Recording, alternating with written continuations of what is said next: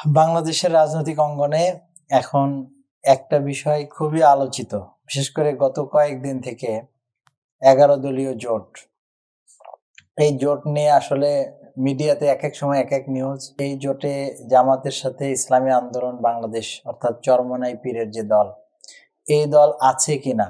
এর মধ্যে অবশ্য চরমোনাই পীরের দলের পক্ষ থেকে কিছু করা কথাও বলা হয়েছে, যদিও জামাত থেকে খুব বেশি কথা বলা হচ্ছে না।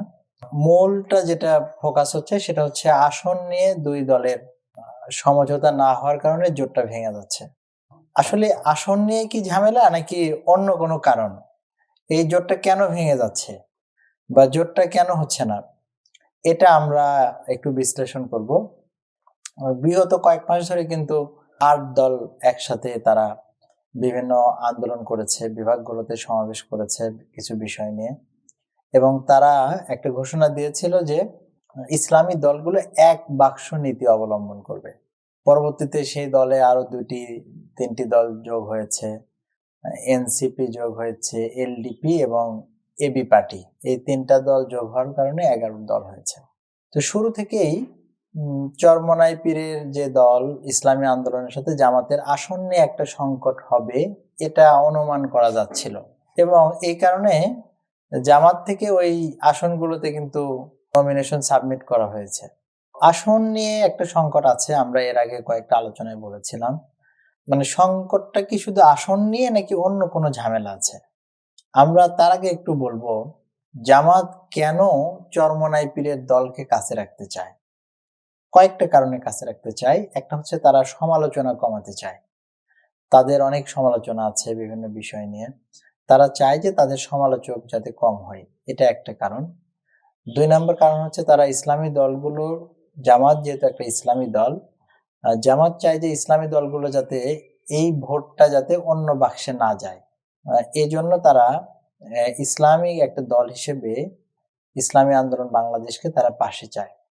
জামাত মনে করে যে নিরপেক্ষ নির্বাচনের জন্য তাদের আরো এলাই দরকার, যারা সরকারকে নিরপেক্ষ নির্বাচনে রাখতে বা প্রশাসনকে নিরপেক্ষ রাখতে প্রেসার ক্রিয়েট করতে পারবে, ভয়েস রেজ করতে পারবে, সেই হিসেবে আরেকটা সহযোগী চায়। এই জন্য তারা ইসলামী আন্দোলন বাংলাদেশকে চায়। আরেকটা কারণ হচ্ছে, সেটা হচ্ছে এই দলের একটা ভোট ব্যাংক আছে সারা দেশে ছড়িয়ে ছিটিয়ে, সেটা 3-4% বা কম বেশি যাই হোক, সেটা নিয়ে ডিবেট থাকতে পারে, কিন্তু তাদের একটা ভোট ব্যাংক আছে, এই ভোট ব্যাংকটা তারা রাখতে চায়। এই কারণে তারা মূলত ইসলামী আন্দোলন বাংলাদেশকে কাছে রাখতে চায়। ইসলামী আন্দোলন বাংলাদেশ চায় যে তারা একটা ভালো অ্যামাউন্ট আসন চায়, তারা 100টা আসন চায়। তারা বলছে যে তাদের 143টা আসনে তাদের খুব ভালো অবস্থান আছে, এজন্য তারা জামাতের কাছে 100টা আসন চায়, এবং তারা 80টি আসনে অনর, যে 80টি আসন তারা তাদের ভালো অবস্থান, 80টি আসন তারা তাদের লাগবে। জামাত থেকে 40টি এবং বলা হচ্ছে সর্বশেষ 45টি আসন তাদেরকে দেওয়ার জন্য সম্মতি দেওয়া হয়, এবং আরো 8-10টি আসন ওপেন রাখার কথা বলা হয়, যেখানে ইসলামী আন্দোলনও থাকবে, জামাতও থাকবে। তারপরেও ইসলামী আন্দোলনের এই দলটি, নামের দলটি, তারা আসলে এই সমঝোতায় রাজি হচ্ছে না। জামাত কেন আসলে ছাড়তে চায় না? আমাদের বিশ্লেষণে যেটা বলে সেটা হচ্ছে বিএনপি যে কারণে শরিকদের আসন ছাড়তে রাজি হয় নাই, যে ধানের শীষ প্রতীকের বাহিরে কোনো প্রতীকে গেলে সে আসনটা হয়তো তাদের হাতছাড়া হয়ে যাবে। ঠিক জামাতও মনে করে যে দাঁড়িপাল্লার বাহিরে আসনগুলো গেলে সে আসনগুলো হাতছাড়া হওয়ার সম্ভাবনা বেশি। এজন্য তারা 200 থেকে 210টি আসন নিজেদের মধ্যে রাখতে চায়। 90 থেকে 100টি আসন বা 110টি আসন এটা শরিকদের দিতে চায়।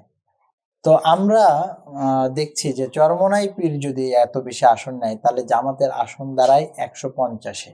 জামাতের ধারণা যে 150 আসনের মধ্যে যদি জামাতকে আটকে দেওয়া যায়, তাহলে এটা সবচেয়ে বেশি লাভবান হবে তাদের অপোজিট দল বিএনপি, এবং নির্বাচনের আগে জামাতের 150-এর নিচে সিট হয়ে যায়, এবং এই দলটা যদি জয়লাভ করে তখন কিন্তু একটা ভালো আসন পায়।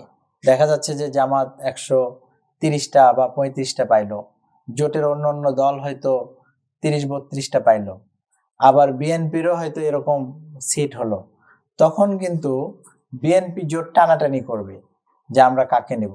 ফলে এই যে একটা অবিশ্বাস, যে তারা আমাকে এখন আসনই ছাড়তেছে না, তাহলে সংসদ সদস্য হওয়ার পরে তারা আমাকে আসলে আমার পাশে দাঁড়াবে কিনা, আমার সংকটময় সময়ে দাঁড়াবে কিনা, এই আস্থার সংকটের কারণেই মূলত এই জোটটা শেষ পর্যন্ত জোটের রূপ নিচ্ছে না। সর্বশেষ পর্যায়ে ইসলামী আন্দোলন তারা কিন্তু চেষ্টা করেছে অন্যান্য কিছু দলকে জোট থেকে টেনে নিয়ে আলাদা জোট করার। তো মামুনুল হকের দল খেলাফতে মজলিস, তাকে তারা টানতে চেয়েছিল, এবি পার্টিকে তারা টানতে চেয়েছিল, কিন্তু সেটাও সফল হয় নাই। ফলে এক প্রকার কিন্তু এক কেন্দ্রিক হয়ে গেল। যদি এই দল থেকে তারা বের হয়ে যায় তাহলে 10 দল ঠিকই থাকছে, শুধুমাত্র একটি দল তারা বের হয়ে যাচ্ছে। তবে তারা বের হয়ে গিয়ে অন্যান্য দলের সাথে অ্যালাই করতে পারে। আমরা যেটা আশঙ্কা করতেছি বা মনে করতেছি যে মুফতি আমিনের যে দল ইসলামী ঐক্য জোট, সেই দলের সাথে জোট করতে পারে, এরকম আরো কিছু ছোট ছোট দলগুলোর সাথে তারা জোট করতে পারে, করে তারা নির্বাচনে অংশগ্রহণ করতে পারে। সেক্ষেত্রে নির্বাচনে ইসলামী দলগুলোর আরো একটি জোট হয়তো আমরা দেখতে পাবো। এই হচ্ছে আমাদের বিশ্লেষণ। সবাইকে ধন্যবাদ। আসসালামু আলাইকুম।